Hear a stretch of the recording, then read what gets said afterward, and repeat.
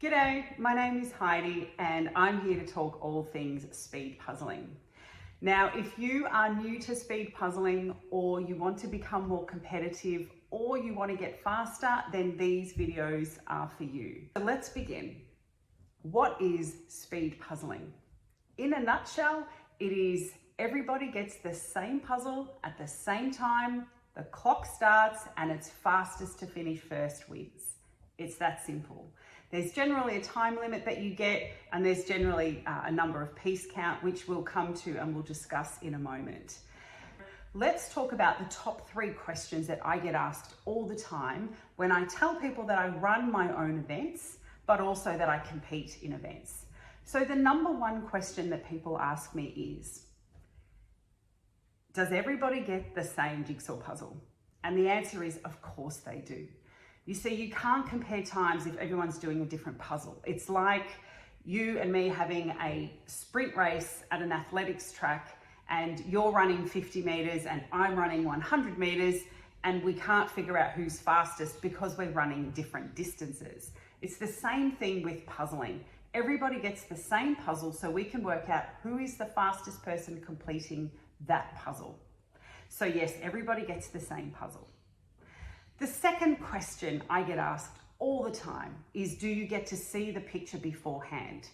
And the answer is absolutely not.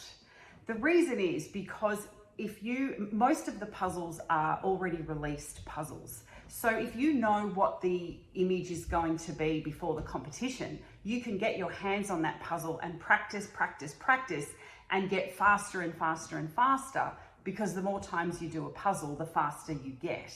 So no, you do not see the image beforehand. The third question I get asked is, are they released puzzles? And the answer is generally yes. So in nearly every competition that I have competed in, the puzzles are currently released, currently published, available puzzles. So there are instances when you might compete in an event and you have actually done that puzzle before, or there's people in the room that have done that puzzle before. So let's get into the specifics. What are the number of pieces? What are the times that people are doing? What are the rules? For an individual event, it's generally 500 pieces. For a pairs event, it's generally 500 pieces, but I have seen some as high as 1,000. And for a teams event, it's generally 1,000 pieces. However, I have seen them go down as low as 500 pieces. In terms of times, every event gives you a certain allocated time to try and complete that puzzle. So at the World Championships, they generally give you 90 minutes for an individual competition. In the events that I run, I generally give 2 hours. And the Australian national and state competitions, they give you a very generous 3 hours to try and complete that puzzle. If, however, you don't manage to complete the puzzle in the allocated time, what they do is they add up the number of pieces that you have remaining and unfinished. So the way that works is, and if we look at the international rules, if you have 3 or more connected pieces, they are considered part of the completed puzzle and they don't get added up at the end. However, if you have 2 pieces that are connected or loose individual pieces that are unfinished, they will be added up at the end. And next to your name, if they add up, say 50 pieces, next to your name, it will say you have completed 450 pieces successfully. So what happens if you have a missing piece? So generally speaking, I've witnessed a lot of events at the 2023 World Championships, and there were a lot of people that said, I'm missing a piece.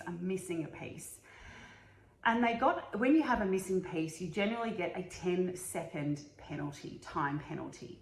However, what we found is that upon looking a little bit further, that the piece was either in the bag, it had fallen between their legs onto their chair, it had fallen onto the floor, it had been trapped in the box.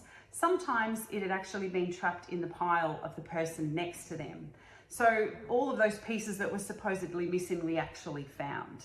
However, we had one incident at the last year's 2023 World Championships where an entire section of a puzzle was missing for this poor puzzler. and you could see that she was getting very flustered, and you could see that it was pretty obvious these pieces weren't lost. So it was clearly a manufacturing error. So they have actually since changed the rules since last year, because that puzzler got a very hefty puzzle time violation for not having all of those pieces, which is a little bit unfair. So now they have discretion. If there is a manufacturing error and there's several pieces missing, the organisers have discretion as to whether they will penalise you for time and how much. In my upcoming videos, I will be talking about what to do with edge pieces, flipping methods and sorting methods, and also what makes a good quality puzzle for speed races. So please subscribe to the channel and please post your feedback, and good luck and happy puzzling.